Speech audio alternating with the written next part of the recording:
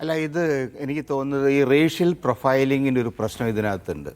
അത് യഥാർത്ഥത്തിൽ കേരളത്തെ അങ്ങനെ സ്പെസിഫിക് ആയി ടാർഗറ്റ് ചെയ്യുമ്പോഴുണ്ടാകുന്നൊരു പ്രശ്നം, നമ്മളൊരു രാജ്യം എന്ന നിലയിൽ നമ്മളൊരു നാഷണൽ ഇൻറ്റഗ്രിറ്റിയെക്കുറിച്ച് സംസാരിക്കുന്ന കൂട്ടരാണ്. ഇന്ത്യയിൽ എല്ലാ ജനങ്ങളുടെയും തുല്യാവകാശത്തെക്കുറിച്ച് സംസാരിക്കുന്നവരാണ്. പക്ഷേ വളരെ ക്ലിയറായിട്ട്, വളരെ സ്പെസിഫിക് ആയിട്ട് ഈ നാട്ടിലെ ഒരു വിഭാഗം ജനങ്ങളെ റേഷ്യലായിട്ട് ടാർഗറ്റ് ചെയ്യുന്ന ഒരു സമീപനം ഇതിനകത്തുണ്ട്. അത് ഭരിക്കുന്ന രാഷ്ട്രീയ കക്ഷിയും അതിൻ്റെ സർക്കാരും അതിനെ പ്രോത്സാഹിപ്പിക്കുക എന്ന് പറഞ്ഞാൽ it's A very dangerous thing.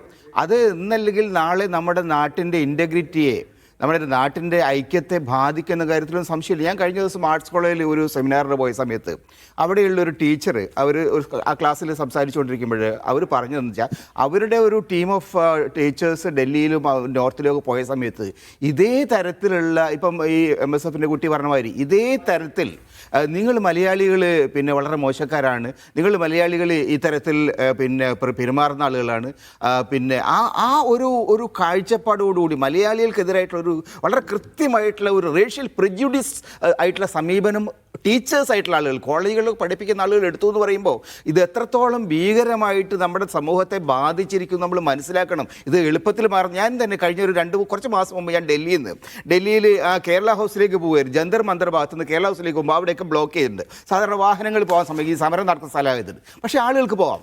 അപ്പോൾ ഞാനൊരു സുഹൃത്തും കൂടി അങ്ങോട്ട് കടക്കാൻ പോകാൻ പോലീസുകാരൻ ഇപ്പോൾ തടഞ്ഞു വെച്ചു. അയാൾക്കറിയാം ഞാനൊരു മലയാളിയാണ്.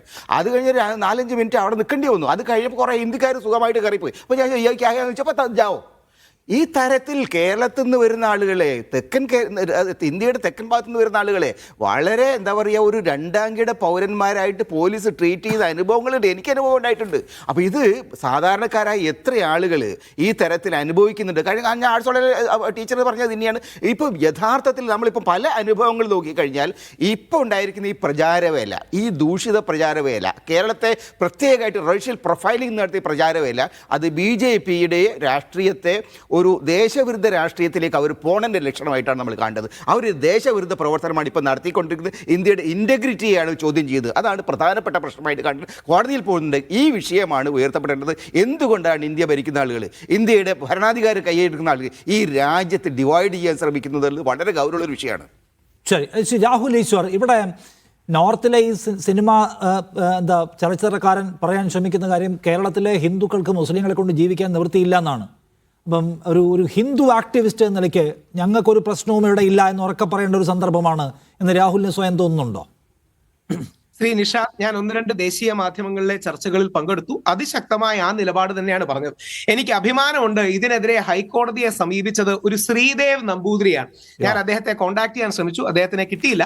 ശ്രീദേവ് നമ്പൂതിരി 26 വയസ്സ് മാത്രമേ ഉള്ളൂ, യങ്ങാണ്, പേരുകൊണ്ട് ബ്രാഹ്മണനാണ്, ഹിന്ദുവാണ്.